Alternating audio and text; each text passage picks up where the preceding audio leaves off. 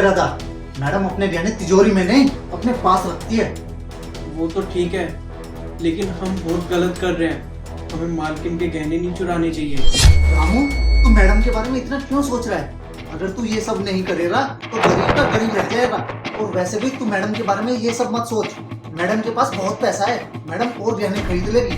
ठीक है, तुझे जो करना है ना जल्दी कर, वरना मैडम को जो बेहोशी की दवा दी है ना उसका असर खत्म हो जाएगा।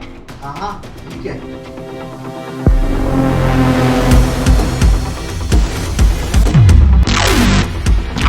हो गया अपना काम, चले। ठीक है भाई, चल चल।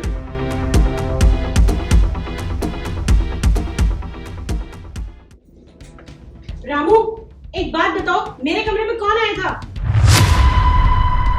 साहब, आपके कमरे में तो कोई भी नहीं आया। मेरे कमरे में अगर कोई नहीं आया तो मेरे पास जो गहनों की पोटली थी वो कहाँ गायब हो गई? आपके गहने की पोटली?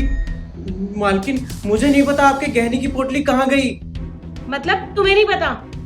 ठीक है फिर। बहादुर, बहादुर। क्या हुआ मेम साहब, आपने मुझे बुलाया? हाँ, मैंने ही तुम्हें बुलाया है। एक बात मुझे बताओ, सुबह से लेके अब तक मेरे कमरे में कौन कौन आया है भला? मेम साहब, सुबह से ना तो कोई अंदर से बाहर गया है और ना बाहर से अंदर आया है। मैं तो सुबह से गेट पे ही बैठा हुआ हूँ। अच्छा, एक बात बताओ, अगर कोई बाहर नहीं गया और बाहर का अंदर नहीं आया तो पोटली अपने आप गायब हो गई क्या? और तुम कैसे चौकीदार हो, कैसे हिफाजत कर रहे हो मेरे घर की, कि मेरे घर से गहने की पोटली गायब हो गई? मेम साहब, ऐसा भी तो हो सकता है कहीं आप गहनों की पोटली रख के भूल गई हो। नहीं, ऐसा बिल्कुल नहीं हो सकता, क्योंकि मैं तो हमेशा अपनी गहने की पोटली अपने पास ही रखती हूँ। मेम साहब, ऐसा भी तो हो सकता है सुबह आप मॉर्निंग वॉक पे गई हो और गहनों की पोटली वहीं गिर गई हो। हाँ, तुम शायद सही कह रहे हो सकता है मैं सुबह मॉर्निंग वॉक करने गई हूँ और मेरे गहनों की पोटली कहीं गिर गई हो। चलो एक काम करो, तुम जाओ, जाके अपना काम करो। रामू, तुम जाओ, जाके एक गिलास पानी लेके आओ। जी मैम साहब।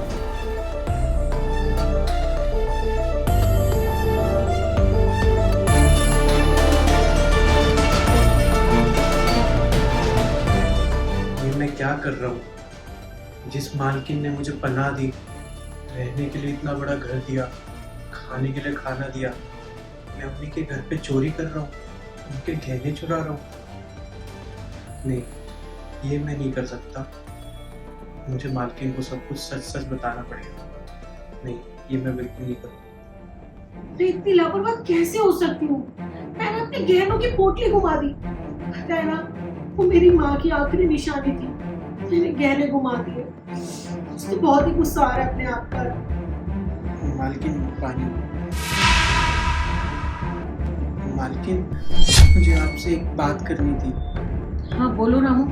आपके गहनों की पोटली आपसे खोई नहीं है, वो हमारा बहादुर है ना, गार्ड, उसने चुराई है।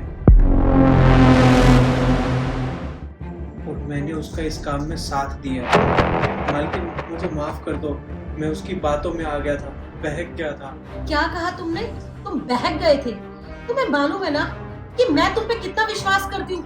एटलीस्ट मुझे तुमसे तो ये उम्मीद थी। खैर छोड़ो, अगर तुम्हें तुम्हारी गलती का एहसास है ना तो मेरे लिए यही काफी है। बहादुर,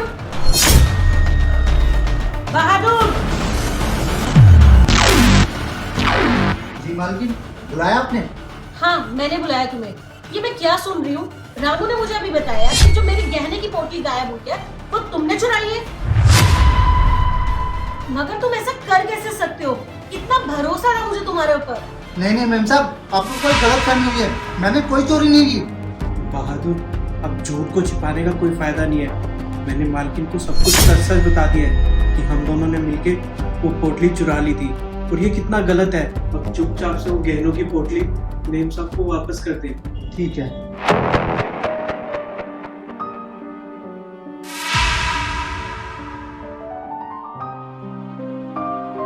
मेम साहब, मुझे माफ कर दो, मुझसे बहुत बड़ी गलती हो गई।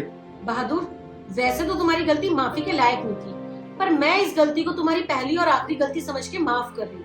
खैर, भरोसा तो तुम दोनों ने मेरा तोड़ ही दिया है। और हाँ, अब इस बारे में ना साहब को बिल्कुल मत बताना, नहीं तो साहब तुम्हें 1 मिनट में घर से रफा दफा कर देंगे। समझ आ गया तुम दोनों को? चलो जाओ, जाके अपना काम करो।